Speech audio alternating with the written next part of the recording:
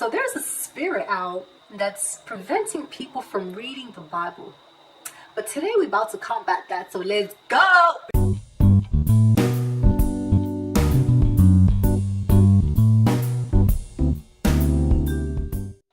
So the first tip I'm going to give you is to pray for hunger to read the Bible and to learn more about God. Because I can guarantee you, if you watch this video and you have this fire burning and you just want to go, yeah, I'm going to go read the whole Bible in one day, that fire is going to dim out real quickly, maybe even in like a week. So, and it's okay, but just make sure that you're constantly praying to God, like, okay, God, give me the fire, give me the hunger to really learn about your words. That's the first tip I can give. The second one is to rely on habits, not motivation. Goes back with the first point. You have to make reading the Bible like become so habitual, like it's second nature. For me, if I go to bed without reading my Bible or praying, I feel uncomfortable. That uncomfortability that you feel when you don't brush your teeth or you don't take a shower in a certain amount of time, you should have that same uncomfortability for the Bible, because if you're relying on pure motivation, you're only going to be motivated when you go to church or when you're talking about God. But the times that you don't feel like doing it, that's really when that habit comes in, that you just do it habitually. Next thing to do is to set goals. So yeah, you might want to read the whole Bible, but break it into smaller, more digestible goals. So if you want to read like the whole book of Genesis in like maybe a month, try to break that down even smaller. Like, okay, in 1 week I have to cover this much. So every day or whatever, like as small as you can get until you can do something right now. Next thing to do is to move your Bible to your dock screen. If you have an iPhone, move it to the dock screen. If you have an Android, move it to your home screen. So the next tip that I can give you is to ask questions when you're reading. You want to make it fun and interactive and really build intimacy with God. Like, ask God, like, why you did that? What is this? You know, the first time that I read the Bible, I had a lot of questions, and a lot of them weren't really revealed to me. Like, most of my questions were revealed like after I got towards the end, and like when I finished the Bible, everything started to make sense. But try to be interactive and ask questions. So for example, and also every time that you read the Bible, you're probably going to get something new, because the Bible is alive, it's active. And I had a question recently because I'm in Exodus, and so the festival of unleavened bread, and it's talking about like, okay, God said to the Israelites, like, all right, I'm about to take you out of Egypt, you know, just make bread with no yeast. Anyone caught with yeast will be thrown out of Israel or something like that. And I'm like, I said, God, what you got against yeast? Like, I said, what's wrong with yeast? And I had to do research outside of the Bible. I'm like, okay, why or whatever. And I found out that because yeast takes time to rise, the Israelites didn't have time to waste. They had to get up and out of Egypt. So can you imagine, like, it takes maybe a few hours to like rise the yeast, and they didn't have time for that. So that is the significance of unleavened bread, because they left in a hurry. So I said, oh, okay, true. Okay, so now we kind of talked about how to read the Bible. So when you're actually reading the Bible, here's some more tips. The first tip that I can give you is to start from the beginning. And a lot of people used to ask me this question when I was reading, and I didn't really know like how to read the Bible while I was reading the Bible the first time around, and I didn't really know how to answer that, but this time I can firmly say, read from the beginning. If I was to pick two books of the whole Bible that you have to must read, I'll pick Genesis and I'll pick John. Genesis is like the exposition, the introduction, and John is like the climax. Like if you read those two books, you got the basics down of the whole Bible, because it summarizes it basically. Man fell so that Christ could rise. Man messed up so that God could clean up. Man sinned and lost intimacy with God, and Jesus came to bridge that gap. And the world was wicked, so God came to save it. The end. And I know a lot of people, when they first want to read the Bible, they jump straight into Psalms and Proverbs, but I'm gonna tell you, do not fall for that trap. And for me, yeah, it's a trap, because the Bible isn't just about making you feel good about yourself, or like, oh, here's how to be a good person. Like, it's so much deeper than that. And if you just get stuck in like, I'm just gonna read Proverbs or Psalms because it's easy to chew on, you're missing a lot of the meat in the Bible. Even when people go straight to Proverbs is part of the wisdom literature.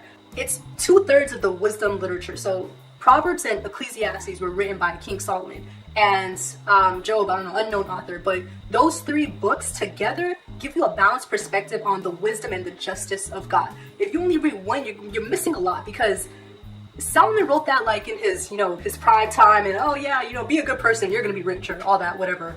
And then later on in his life, he's like, everything is hevel.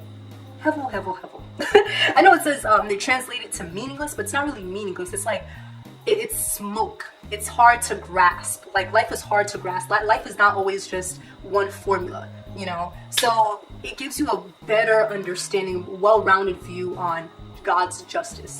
Also, it is very dangerous, in my personal opinion, to just read chapters or verses with no context. In my honest opinion, if you're just trying to jump around at random and just pick out chapters to read a day, just random chapters of the Bible, that's a really dangerous place to be.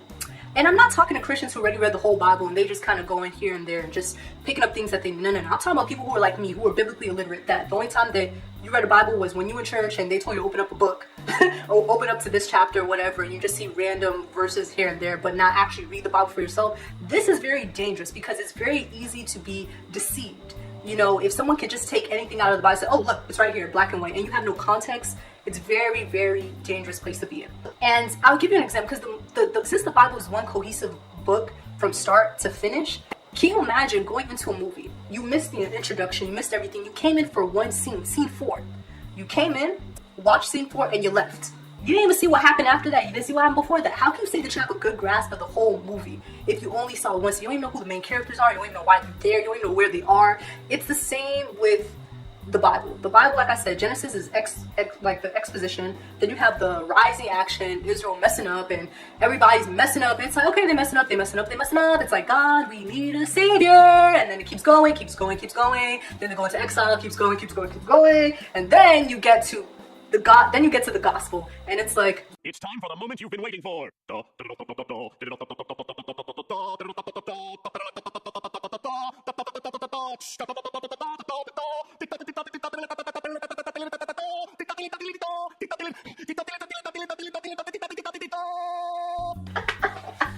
and then you get, you know, Jesus. Jesus is like the climax of the whole Bible. Then after Jesus dies, he resurrects. Then you get the falling action, you know, the churches, the Acts of the Apostles, blah, blah, blah. Then you have Revelation, which is like the epilogue or whatever, and boom, that's it. Yeah, you know, it's really important to know scripture and context. Give you an example in the Bible. So when Jesus was tempted in the wilderness, because he was in the wilderness for 40 days, 40 nights, and Satan came to him, right? He said, oh, if you really are the Son of God, if, throw yourself off this cliff and the angels concerning you gonna come save you.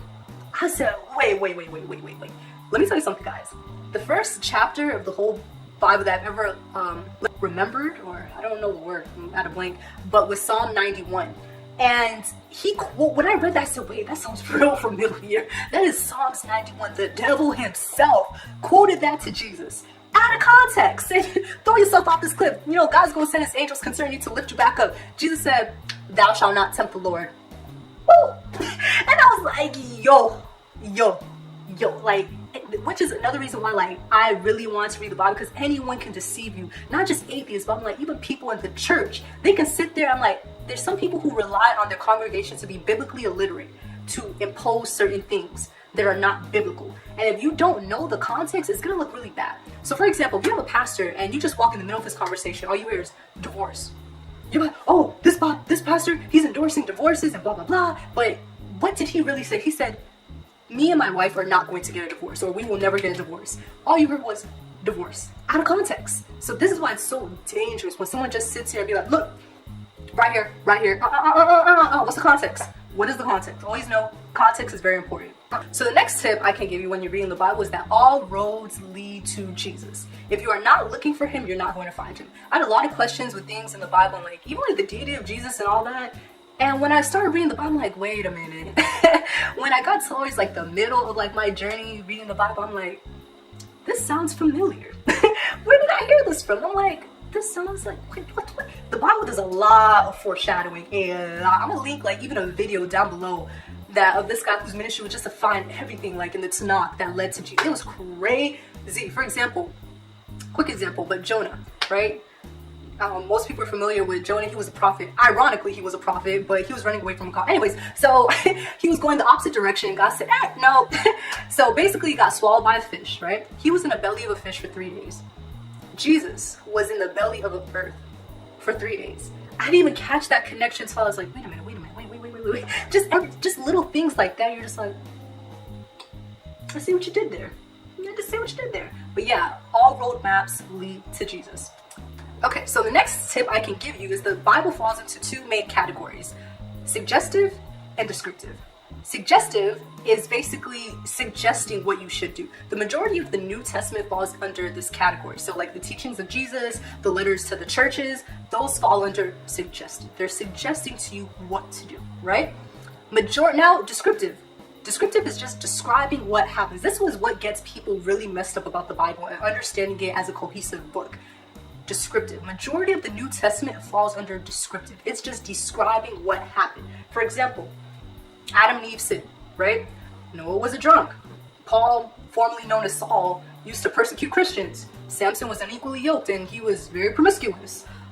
Solomon had many wives and they led him astray from God. And I could go on and on. Like literally there's nobody in the Bible except for Jesus, like who didn't mess up. Like even the Israelites, they were just a constant mess up. So you can kind of see where I'm going with this, right? It's just describing what happened. It's not saying that you should go persecute Christians. It's just saying this is just what happened. That's someone's life. Like this is my story. This is my song. You know, if I'm telling you about my story and all the things that I did wrong, I didn't tell you to go do that. I'm just saying, did I lie? This is what happened. So that's it. The next tip I can give you is to get a study Bible. You know, it goes back with the context. Like make sure you're looking at the who, what, when, why, how. Whenever you start a new book of the Bible, you need to know who's speaking, who's the author, what time it is, what's happening. Is this the Assyrians attack, the Babylonians, the exile, the coming back from exile? You have to have some type of context to put everything into perspective. So definitely I would suggest a study Bible, or at least do research outside of your daily reading to get more understanding. The next tip I can give you is to get a chronological Bible. I was very confused when I started reading because books started falling out of order and I was like, wait, what's going on here? And I had to do a lot of research outside the Bible to figure out what was happening. So for example, like some books of the Bible, like Chronicles and Acts, I would refer to them as index books. They're indexing what happened. They're giving you like a brief timeline of what's happening. And then you have the prophets, or you have like the letters to the churches, you know, in the New Testament, kind of within that index. You see what I'm saying? So you have Isaiah, you have Ezekiel. They live within the time of these kings that Chronicles just outlined for you. So yeah, you know, I know that they have a chronological Bible on the Bible app, which is what I'm reading currently. It's been really helpful for me. But you know, if you can't, just try to do research outside the Bible so you understand in context like everything that's happening. And the last tip that I can give you is that it is okay if you don't get everything your first go. You have to understand that Christianity is a journey, not a destination. You're not going to get everything the first time around, which is why we continuously like read the Bible, we continuously pray, because you know, you're gonna learn something new every time you open the Bible, every time you open your mouth to pray. Like every experience that you have with God is different and it's just new and it's gonna further you along this journey. So don't be discouraged. I would just say do your best and God will do the rest. So that's it. I hope that this video was of help to someone out there who is really trying and serious about trying to read the word. I hope this gave a lot of clarity, a lot of insight. If it did, please do leave a comment. I love reading these things. And yeah, I will see you guys later. Bye.